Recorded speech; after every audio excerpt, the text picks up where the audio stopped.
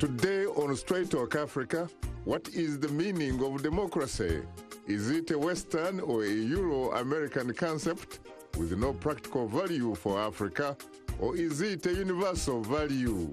That discussion is coming up next right here on Straight Talk Africa.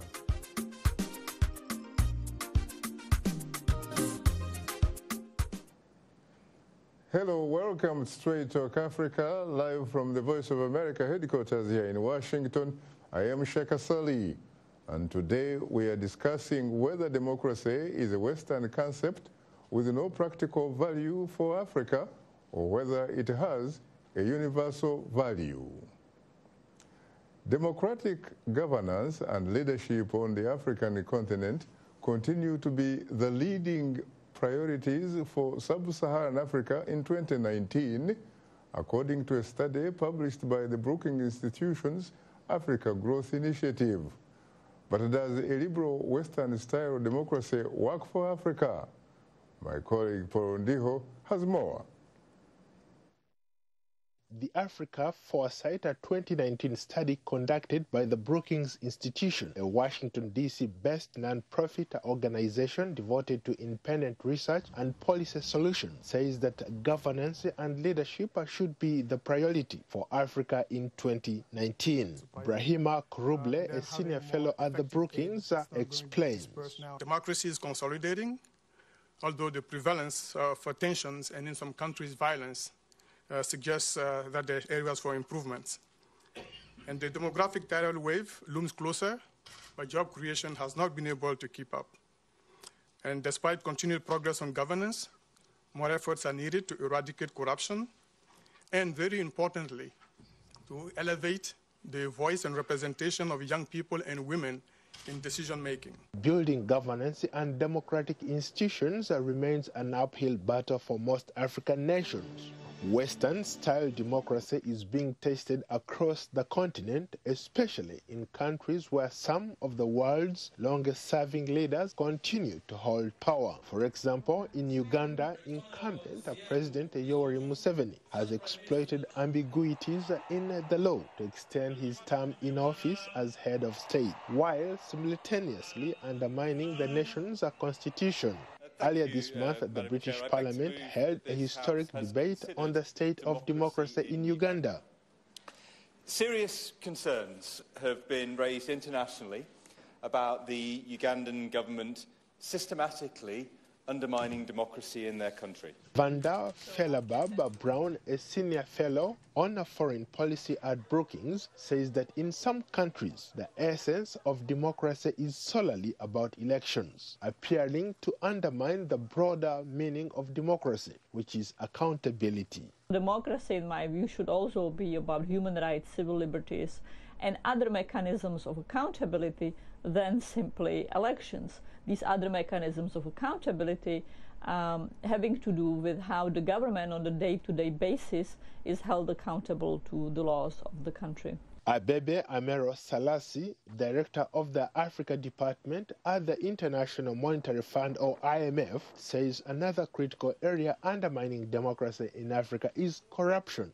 Lack of transparency often in how transactions take place, the weakness of institutions, and importantly also the impunity, as she calls it, or lack of accountability when corrupt incidents are found. So particularly the transparency side is something which we work on a great deal, and I think that's one of the ways in which we can help. Linda Thomas Greenfield, a former U.S. Assistant Secretary of State for African Affairs, now a senior counselor at the Albright Stonebridge Group, says leadership is essential for Africa's economic development. Can't stress enough the transformative effects of good leadership that is focused on delivering for the common man and doing what is right, irrespective of the political cost. And we're seeing some changes take place on the continent of Africa. We're seeing new leaders begin to step up to the forefront that we hadn't even thought of before. And Ethiopia comes to mind for me, and even what I see happening in Angola now. Perhaps upcoming elections in Nigeria and South Africa offer a ray of hope to strengthen democracy and governance in two of Africa's biggest economies. Paul Ndiho, VOA News, Washington. Thanks, Paul, for that interesting report. Joining us in the studio are two distinguished guests. Azaz Elshami, a Sudanese-American human rights advocate, and Dr. Kenneth Mwenda, a professor of law, Pretoria University in South Africa, and a former Rhodes Scholar at Oxford University in the United Kingdom. And joining us from London is Prince Dickson Wasajja, an international lawyer based in Britain. Dr. Paul Williams, a Labour Party member of Parliament of the United Kingdom, was scheduled to join us but had to decline due to another commitment regarding the Brexit debate. Well, I have to say, ladies and gentlemen, that I'm profoundly honored and exceedingly humbled to have the opportunity to host the three of you on Straight Talk Africa. You're most welcome, Shaka. Thanks for having us. You're most welcome. Let me come to you immediately, Prince Wasajja. Good evening. Good evening, Ndugu Shaka, and good evening to all the viewers of Straight Talk Africa. How are you?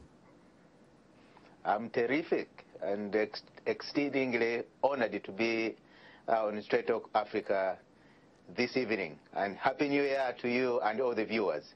You too, except that the audience must be very disappointed, especially because they did expect to hear from Dr. Paul Williams. Yes, that's correct. And I would like to unreservedly convey Dr. Paul Williams' apology for those that are following events that are unfolding in British politics.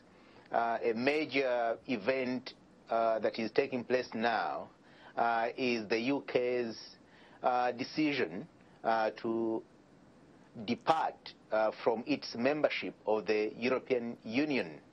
So it's a very hot issue that is hotly debated on the floor of the British Parliament, and Dr. Paul Williams is a leading member of those that are saying the UK should instead forget about the decision of the referendum and stay in the European Union.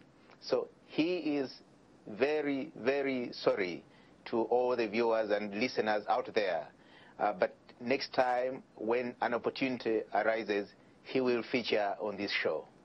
Thank you very much for the explanation. And of course, we do accept the apologies, and we hope that in the not far distant future, we'll be having him on this show, and he'll be able to address that particular issue with our audience.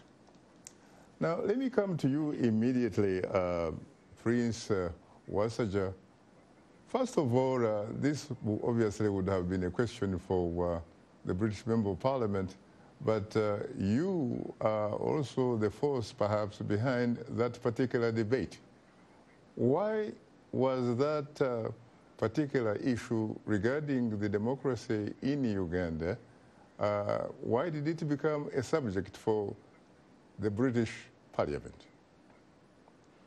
Yeah, thank you, Shaka. Now, for those that have been following the politics of Uganda for the past now 33 years, this Saturday, when dictator Museveni is ruling over the people of Uganda.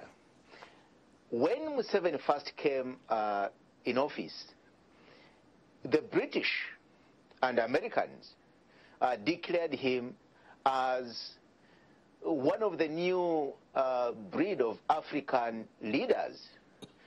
He belonged to that unique group whereby Meles Zenawi in Ethiopia, later when Kagame of Rwanda came in, they represented in the view of the British and generally the Western countries, a new breed of leaders that inspire hope, the hope of leading African countries to a democratic path. You remember when Mr. Museveni first addressed Ugandans, the first words he used, which have stayed in the memory of so many Ugandans and historians, is castigating leaders that overstay, leaders that steal elections, leaders that brutalize their opponents, not knowing to those that were listening to him that this is a man that doesn't mean his word. He is a pathological liar. He turned against whatever he stood for, and he turned against his opponents. He banned political parties from practicing their activities in the country. He organized one sham election after the other. He has brutalized his opponents. He has presided over the most corrupt regime in the history of Uganda. So all the tenets of democracy, this man, Dictator Museveni, just turned against everything. So with that catalogue of lies and failures of his government, he disappointed not just Ugandans, but his backers in the West. The West, I'm referring to countries like Britain, where I am today, the US, and many countries that have really come out strongly to condemn his dictatorial excesses. Now, Britain has got a moral duty to not only the people of Uganda, but the people of the United Kingdom. Britain is the leading donor to financing the Ugandan budget. Uganda is an extremely poor country that depends on a big part on aid to finance its operations. And Britain, for example, this financial year has injected 500 billion Uganda shillings to support the people of Uganda. So Britain has got a big stake in Uganda. Democracy is a universal principle that we all share as humans. It's not just for the white man that a black man shouldn't be concerned about democracy. So Britain, as a key stakeholder in Uganda, has got every right to say to Dictator Museveni that you are brutalizing your people, you are torturing Ugandans, the aid that we're extending to your country, there is no accountability. You are just siphoning, you are just stealing money that is meant to assist the people of Uganda. So we applaud, we are extremely grateful for the step that the British Parliament, under the leadership of Dr. Paul Williams, took to debate the catastrophic state of democracy in Uganda, which is really a very, very big concern for every humanity, for all humanity. All humans, wherever they are, should be concerned about injustices, wherever they are, in any place, anywhere in the world. How do you respond to some people who will say that this is perhaps a little bit too late in the game, really, especially when you talk about Britain having a moral obligation, and yet Britain, the last time I checked, has actually supported Yoweri Museveni's, what you call Yoweri Museveni's dictatorship for more than 30 years. It wrongly identified Yoweri Museveni with his colleagues as the beacons of hope for African democracy. That was back in 1990s. Nothing has happened from Addis Ababa to Kampala. And you also know, as well as I do, that Britain was the colonial master of the Uganda Protectorate for more than 60 years. Britain so far has not really been able to exercise its basically moral values, really. Its Western values of democracy, rule of law, freedom of expression, and what have you. it seems to me that it has actually chosen instead to exercise what they call vital national security interests at the expense of their values. How do you respond to that?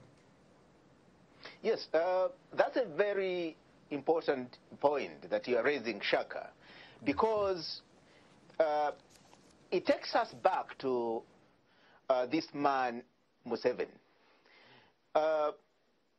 Despot Museveni is a very manipulative person. He has lied to everybody.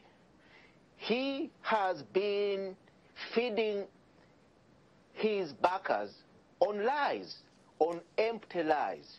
That hasn't just been done on the West, or those that have been backing him for all these years, but even those that have been closest to him.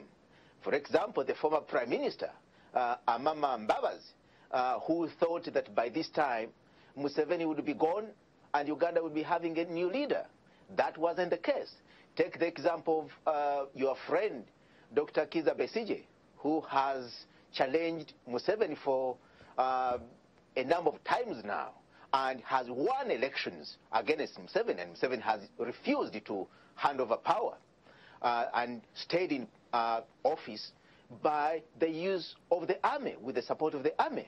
Now, the late intervention of Britain is a factor that we cannot, as Ugandans, just leave to Britain to take the blame. We needed, as Ugandans, to take a lead in pressuring this monstrous dictator to hand over power. Now that the West is starting to listen to the cries, to the voices of Ugandans, that this man has been a liar through and through, the catalogue of events that demonstrate the brutal nature of his regime, that evidence is there for everybody to see. The war in northern Uganda, where over 1 million people lost their lives, and no single accountability has been shown by the Ugandan regime about the atrocities that were committed by the Ugandan army. The invasion of Congo, where the International Court of Justice found Uganda culpable for plundering Congo's natural resources, and Uganda was asked to pay now what is in the excess of $10 billion compensation for the looting that Museveni and his cronies conducted in the neighboring Congo. Go to Rwanda, the support that he gave to Kagame and his group to go and overthrow Habyarimana's government, the people that died there. All this evidence has come back to haunt Museveni. The many atrocities, his opponents that he has been killing day in, day out, all that is there to see that this man is a liability to the West.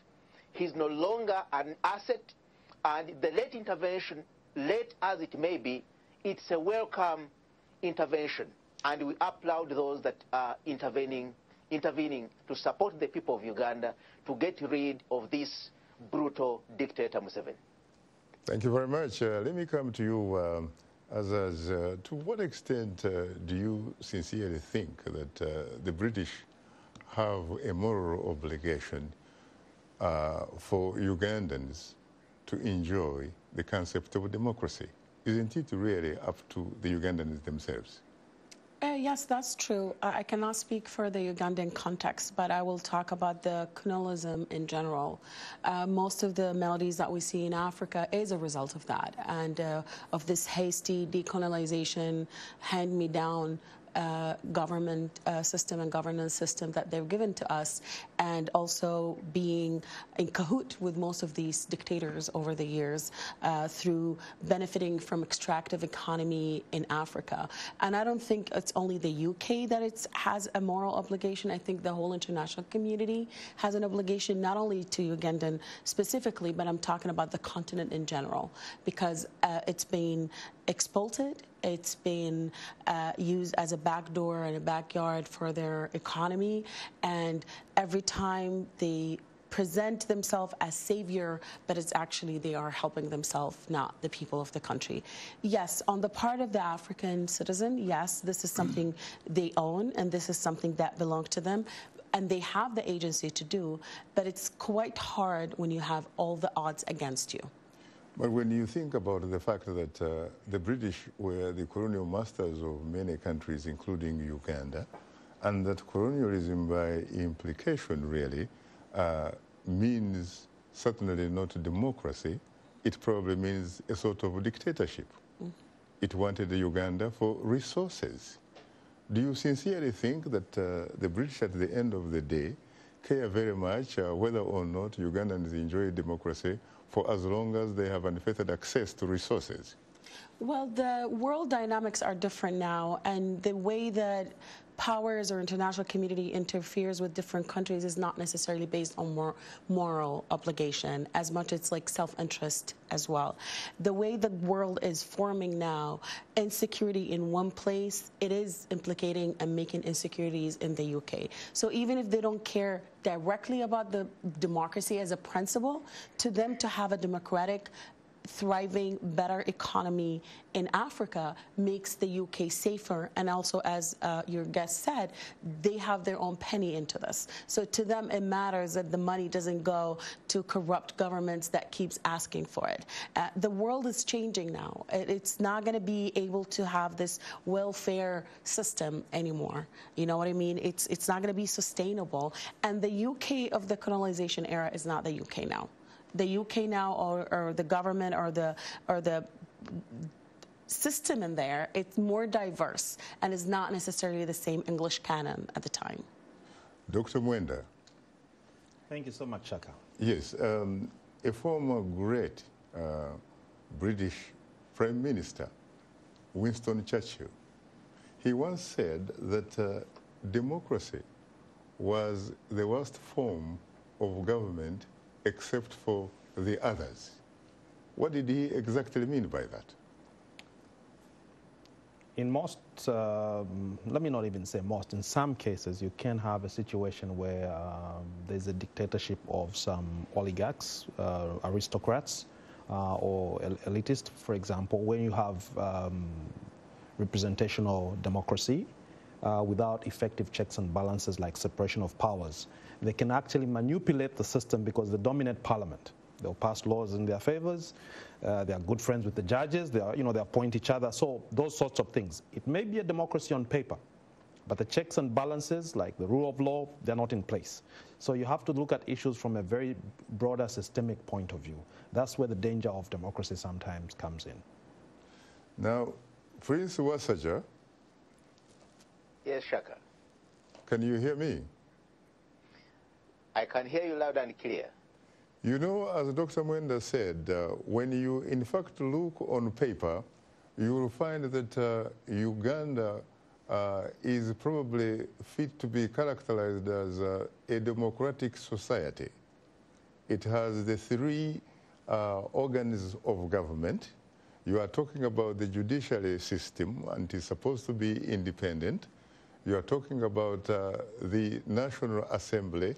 The two are supposed to be bringing about the element of checks and balances in as far as the executive is concerned.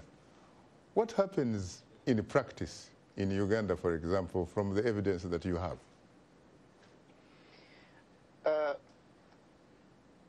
From the evidence that is there for anyone who follows events in Uganda to see, is that Museveni made himself a god of some sort. He considers himself as the god of Uganda. He knows everything. He cannot be advised. Everybody around him is a fool. All Ugandans are fools. In fact, he goes around making speeches. This is in the open, calling opposition leaders fools, swines, referring to them as pigs. That's the language that Museveni uses. So coming to the institutions of the state that are sacrosanct as far as having a democratic society is concerned. Take the example of Parliament. The Ugandan Parliament is a useless organ of the state. It is packed by Museveni's cronies. One time, Despot Museveni made a speech, a very infamous speech, where he mentioned that he would prefer the people of Uganda to vote for members of parliament that will go to parliament and sleep and only be woken up to vote for whatever he likes when that moment arrives, than robust, intelligent, awake members of parliament that would go there and challenge his government and hold his government to account, accountable on behalf of their electorates, on behalf of their constituencies. So this is the kind of leader you are having. Now come to the judiciary. When you go to the judiciary, he despises the judges. In fact, everybody knows that he has been packing the judiciary with so-called cadres, the National Resistance Movement cadres, people that would just make rulings that favor him regardless of following due process of the law. Come to his executive. He is the only one. No minister in Museveni's government has got any powers. It is him. If a border rider, a motorcyclist on the street has got an issue, that issue, that person knows that will not be resolved unless it has caught the attention of Mr. Museveni. Take the example of the recent chaos in the Ugandan Parliament, where members of Parliament, after taking bribes in broad daylight, removed the presidential term limits. They lined up to take bribes. Recently, when they changed the constitution to remove the age limit that would have prevented dictator Museveni from standing again in 2021, they openly took bribes. These are thugs masquerading as members of parliament. It's a national disgrace. What is going on in Uganda is a disgrace to humanity, not just to the people of Uganda. It's shocking, but that's the reality. And that's what Museveni has reduced Uganda to. The country is broken. All institutions of the state are dead, completely dead and buried. Any leader who comes in after Museveni has got a huge challenge. Their work is cut out to rebuild that country from zero.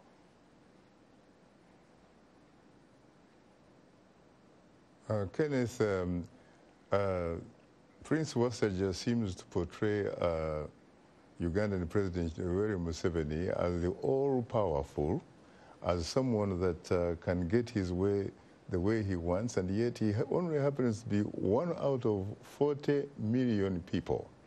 I remember many years ago interviewing the first sub-Saharan African UN Secretary General Kofi Annan, and we talked about the issue of oppression and what have you. And I remember him saying, you know, Shaka, no one can oppress you unless you grant him or her your consent. What does it need to take really in order for people in positions of authority, like a Speaker of the National Assembly of Uganda, a Chief Justice of the Supreme Court of Uganda, to actually do their job Why is it that not only in Uganda, in fact in a lot of African countries, that the National Assembly or Parliament and the judicial systems are subordinate to the executive, which happens to be headed by a president? Good question, Shaka. Last time I was in Uganda, actually, I flew to Entebbe. I was flying from Frankfurt, first class, with Lufthansa. I was with the First Lady, Janet Museveni. And we met for the first time on the plane. We had a good conversation. I was going there for other things for work. So I have fond memories of my visit to Uganda. Lovely country. The issue of what we call excesses, state arbitrary excesses, often ties in with the concept of constitutionalism and the rule of law. What do we mean by constitutionalism? Constitutionalism is the understanding that all actors, private actors, state actors, must act within the limits of the law. But that can only happen in situations where, for example, you have effective institutions that can hold the state back from encroaching on the rights and liberties of individuals and the public at large. Now, Uganda is not unique in that respect. We have seen some of these atrocities committed by governments in Latin America, governments in Asia, and other parts of Africa as well. But we do empathize with the position that is currently obtaining in Uganda. But by and large, it's how we build these institutions, and also when you look at the constitutions, how we draft and develop our constitutions. For example, there's no need for a head of state to be appointing a judge. You have that model in the United States of America, quite okay. But that doesn't mean it's the right way to go in Africa. You can adapt concepts, for example, especially where you have a very all-powerful president. In the US, there are checks and balances, that are quite effective. They can hold back the president. But in Africa, this guy, we have mind you, Uganda is a presidential system of government, like the US. We have other models like the Westminster model, the parliamentary system of government, where the prime minister is the head of government. But in a presidential system of government, for the most part, in Africa, we have seen that. The president can be an all-powerful guy. So it's how you restrain him and the executive from encroaching on the liberties of individuals, as well as the judiciary and the legislature. That is very important in the way you draft your constitutions. Would it be fair to say, Kenneth, that in a country like Uganda, and indeed several other countries on the African continent, we do not have citizens, we have subjects? Citizens meaning owing allegiance to the state and therefore having constitutional rights, inalienable rights, in fact, birthrights. Right. Whereas subjects, you do not owe allegiance to the state because you owe it to an individual authority, and you do not have any constitutional rights or birthrights because you are only granted privileges by the individual authority that you owe allegiance to. Yeah, the concept that you're sort of articulating, Shaka, comes from what is known as the Magna Carta in the history of human rights in the United Kingdom. In I think it was 1215, King John in England signed with some barons who had helped him in return for pieces of land. He signed the Great Charter known as the Magna Carta.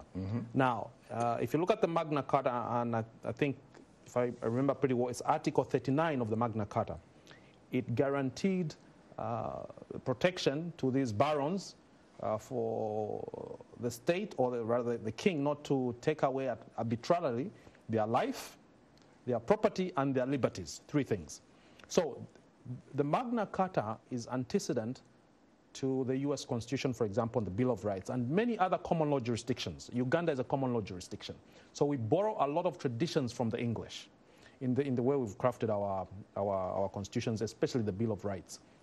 Now, I think it's important also to be mindful that every situation, every jurisdiction has some peculiarities which are specific to the context. The way, for example, Yoweri Museveni came to power, he was a revolutionary and so forth. And how does it transition to a civic individual? Now, to say that the Ugandan people are not citizens, I think I have difficulties with that. They are citizens. I cannot reduce them to subjects. They are citizens. However, citizens who behave as or like subjects. I wouldn't say so, because that's a sweeping statement. There should be, I believe, amongst Ugandans, some Ugandans who have a conscious, political conscience to actually do things right. They just need the space to be given that opportunity. So I would be a bit hesitant to... And where will they get that space from? Is there any specific individual who is supposed to grant that space to them, or are they in fact supposed to demand it? Yeah, good question.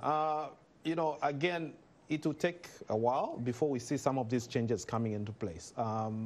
Where you have an authoritarian system of government, of course, it's quite risky for individuals to step forward. But you have some matters. For example, our colleague across there is a Ugandan lawyer, and his articulated issue, he is from Uganda.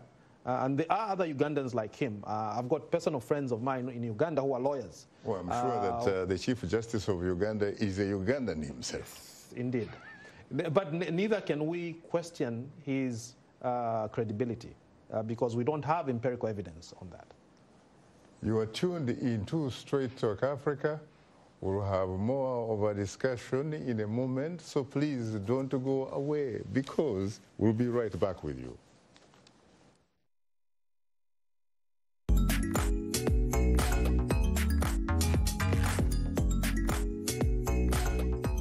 Voices, we're talking about the news and issues you're talking about. Sharing stories of development and growth across Africa, around the world, and in our lives. Topics that inform, empower, and change the rules. It's time for Our Voices. With me, Haiti Adams Fitzpatrick. And Hadiza Kiari. And Ayan Bior. And Orion Itangi Shaka. It's time for Our Voices.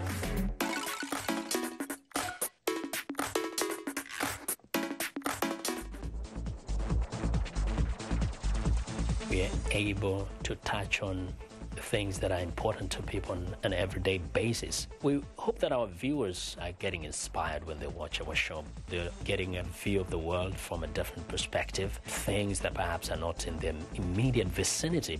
Today, I could put in on the show something that is a little different, a little unique, and this gives me that, inspiration to come to work. A reminder that we appreciate all of the audience feedback on Facebook and Twitter. Now let's look at what's on tap for next week's program.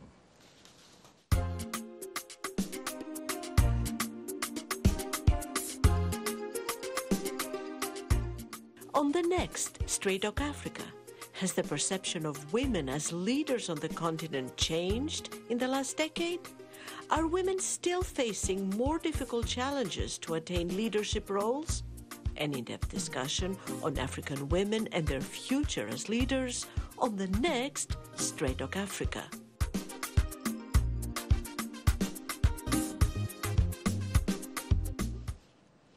Today we are discussing the meaning of democracy. Is it a universal value? Our guests are Azaz Elshami, a Sudanese-American human rights advocate, and Dr. Kenneth Mwenda, professor of law at the University of Pretoria in South Africa. Well, I have to say, ladies and gentlemen, that I am profoundly honored and exceedingly humbled to have the opportunity to host the two of you on Straight Talk Africa. You're welcome, sir. Let me ask you a very simple question now. You know, they've been saying that democracy does not belong to Africa. It is Muzungu, Mulungu democracy. It belongs to the European, to the Americans, and what have you. But what about the fundamental tenets of democracy? How come, to me, they seem to be universal? Azaz, talk about accountability, for example. Yes, so this is quite interesting because I feel like a lot of people or voices in Africa, especially when they say there is no democracy in Africa, they kind of overlook that we did have governance in Africa before we were invaded or colonized or encountered with the Western civilization. And yes, we had our share of wars, but there was day-to-day governance system through chiefdom, through tribal council of elders, and others. And as you said, at the end of it, it might not be called democracy, but accountability, having justice, and sometimes justice can be contextual. Fairness, having a place to litigate. Freedom of expression. Exactly, to have a place where you can voice your grievances, a venue for you to be heard. I come from a village in northern Sudan, and those systems were there. They were applicable. The way that the leadership presumes or comes to power, it might not be through electoral means, but nevertheless, they do serve what people would need of them. And also, they do have the feedback. The issue happens when you started to have two clashes, the clash between the two civilizations. What the colonizers wanted to see in these state that they colonized and the existing system. And what happened, it just happened like an update or migration of system without having enough time for it to be organic and to be actually compatible with what we have. Everything I see around me in Africa, it's a hand-me-down. Everything is just like cosmetic, only on the surface, without digging deeper and taking more of the values. Like, for instance, elections are completely void. Nobody, if you talk to African, average citizen in Africa and tell them about election, to them it's a void. Because actually what it's become associated with is consolidation of power, is violence, is the same faces winning over and over again through rigged elections. It is in fact about what some call state capture. Exactly. So that you control the state, which in turn gives you an opportunity, for example, to control the economy, the resources. Exactly. What about that, Kenneth? Great question. Whether democracy is a Western concept and not suited for Africa. Excellent question. A simple answer to that. But is fairness really a monopoly, a preserve of the West? Not at all. What about justice? Yeah, not at all. Accountability? And let me explain. Those things, in fact, obtain in Kavale, where I was born and grew up. Indeed. The problem actually comes when you are talking about the state. Yes. And who controls it. Right. Now, if you look at, for example, Aristotle wrote that, you're better off with a government of laws than a government of men. These are great Greek philosophers way back. Now, if you look at the African concept, as my sisters well articulated here, we've had this concept. I think the challenge that we have is the sort of dichotomy between the concept of private rights in Western jurisprudence and legal thinking and communal rights, on the other hand, and moral obligations in African, Asia, and Latin America sort of contexts. So whereas, for example, in Africa, there's a lot of emphasis on moral responsibilities and obligations in our legal thinking jurisprudence and African customary law, for example. In the West, the concept which derives mainly from Magna Carta is about entitlements. I'm an individual, I'm entitled to this. We don't have much of that concept. And even Western thinking... Land titles. Exactly. Western thinking intellectuals from the West sometimes struggle with these concepts. And yet, for the most part, when you look at Africa, we're talking about extended relationships. Correct. So if that is true, any particular reason, for example, why would not borrow very heavily from the Scandinavian examples? Right.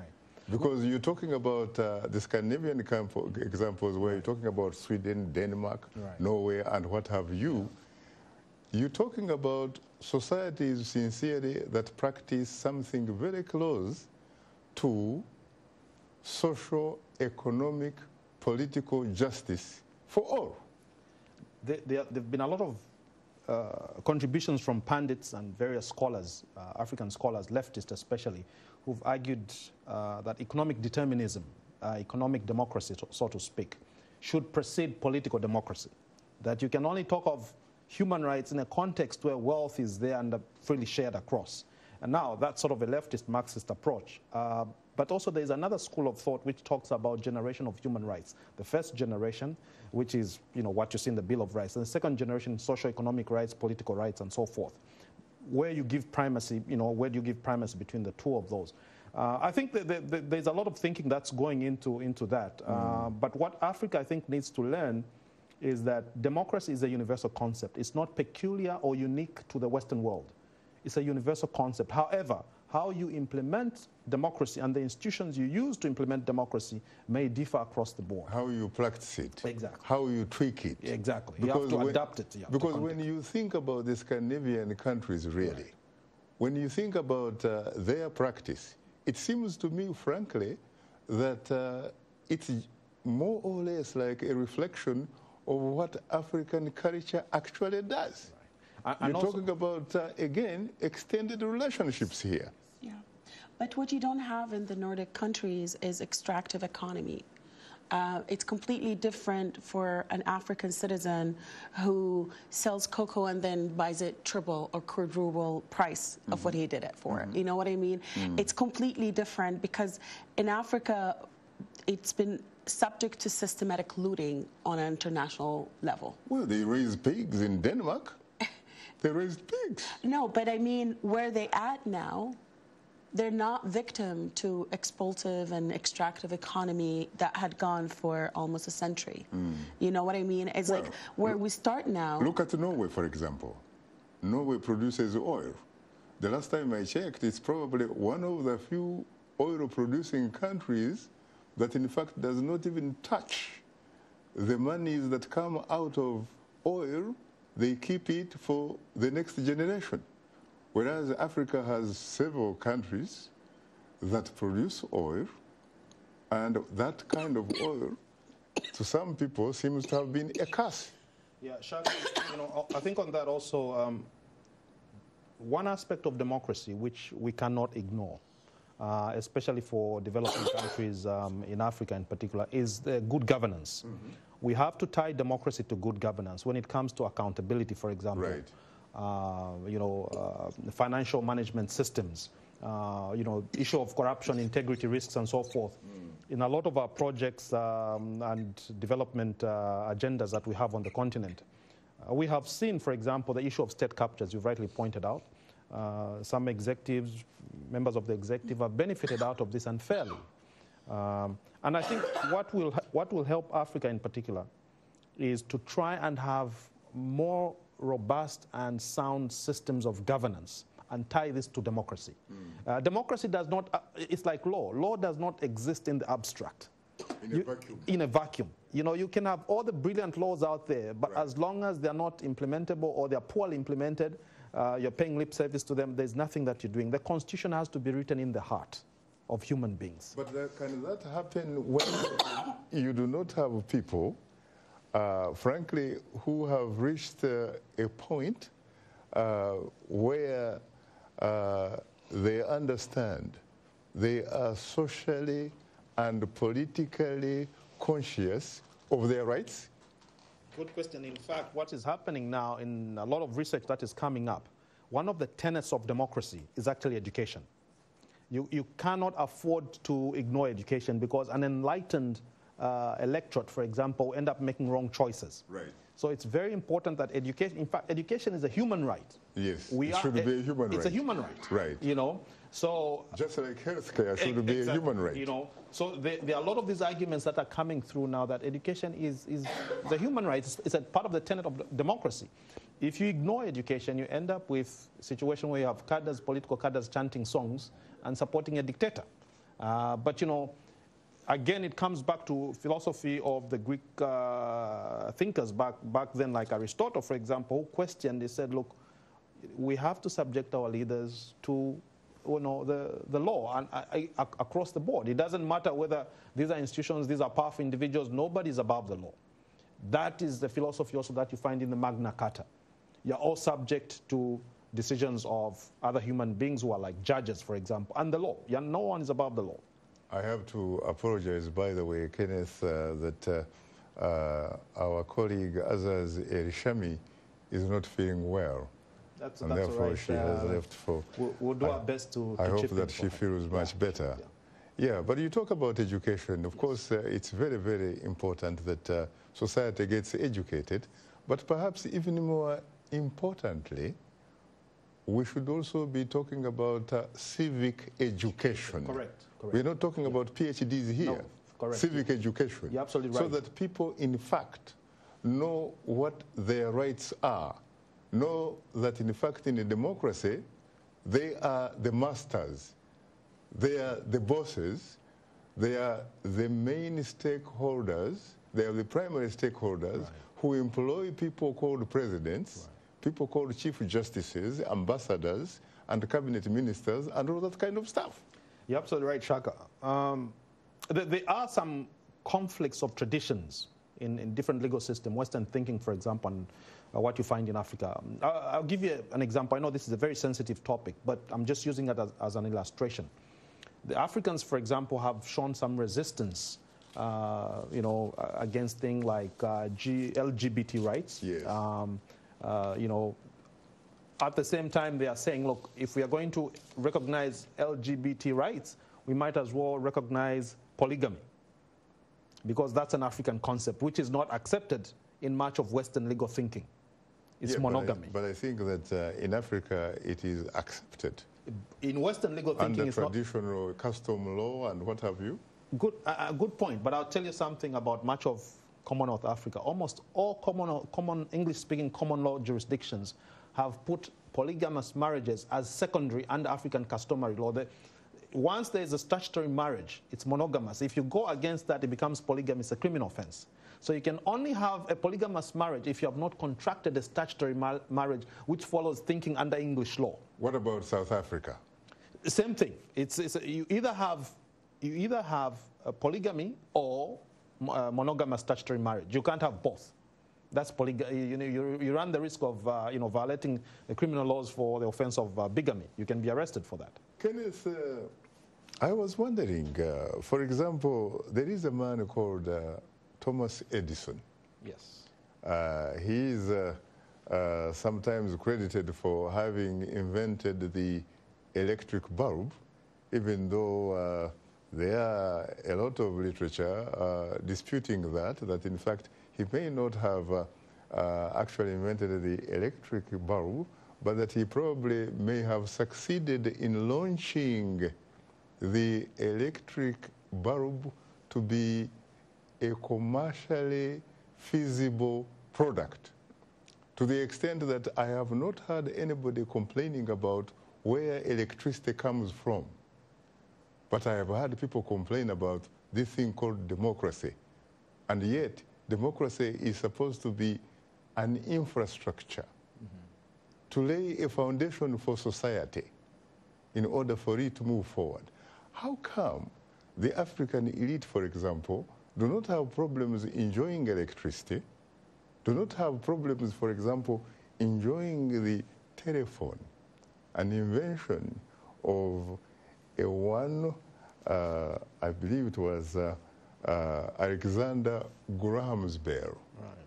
As a matter of fact, I did undergraduate studies in upstate New York, and that is where he apparently used to live, and he was buried there. I have not heard anybody complaining about the telephone, but I have heard people complaining about democracy. I think where we seem to be getting this wrong as a people, as African people, we have abandoned or neglected much of the thinking that started off from the olden days of anti-colonialism. There was a lot of good thinking by people like Amilcar Cabral, people like Frantz Fanon. Return to the roots. Yes. We need to revisit history to understand where we are coming from. Yes. Because much of what you're seeing, the political elites on the African continent, for the most part, these are petty bourgeois. They buy Mercedes-Benz, for example, which comes from Germany. Exactly. They don't see any contradictions. And then you have these real sort of the bourgeois class in the Western countries, these multinationals, who have an interest in Africa, extractive industries, for example. Mining industry, for example.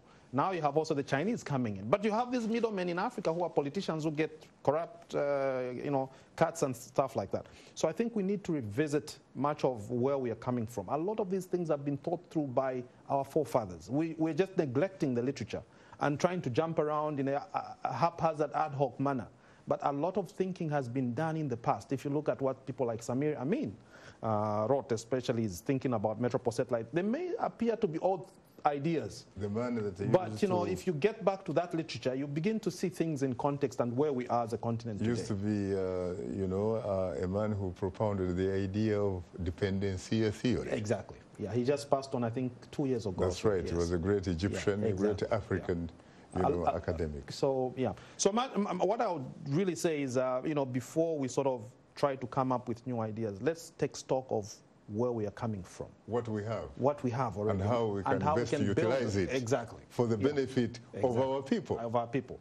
There's a lot of it. Some of these labels and concepts that are coming up, they're just repackaged. It's the same old wine in new bottles.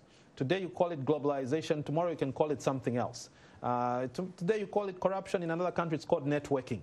These are repackaged concepts, but we all know what it's all about. Very interesting. When I was growing up, and it is very, very many years ago, I used to hear people spoke about how Africa produces what it does not consume, and consuming what it does not produce. I have later heard African leaders, or some of them, talking about adding value. But how many times can you talk the talk of adding value without, in fact, walking that talk so that your people can indeed walk the walk, and yet you have been in the office for 30 years? It's unfortunate. Yes, especially the raw materials, you know, export of raw materials. We are excited about export promotion, you know, copper, how much copper, you know, receipts we are getting from you know, export of copper and so forth. But much of the finished products, when those products are exported abroad, you're absolutely right, they are consumed in Africa. For example, copper is used to manufacture bullets.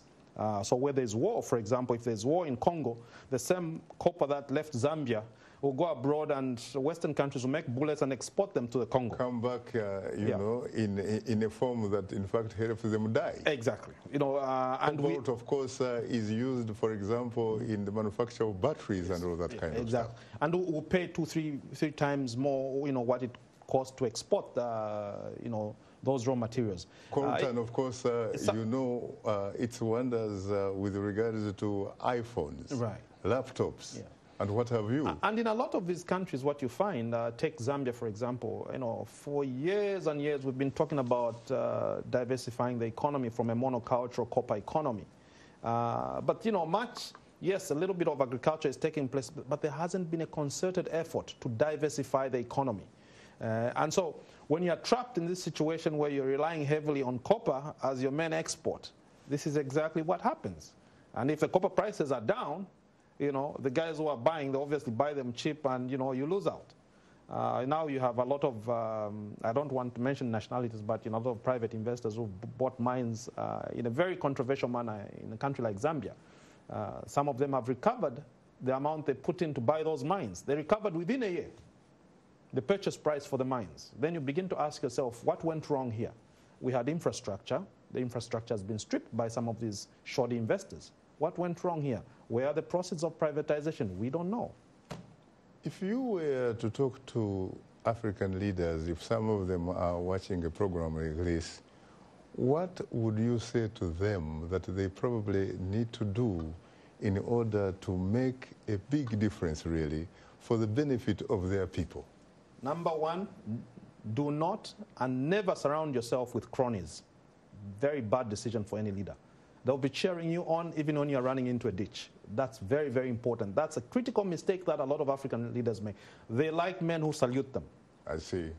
Well, I'm told that time happens not to be our best ally. And on that note, Azaz Elshami, Dr. Kenneth Mwenda, and Dr. Paul Williams, who did not show up because of Brexit. And of course, last but not least, Prince Dickson Wasajja was with us earlier. Also, thanks to our audience for tuning into Straight Talk Africa.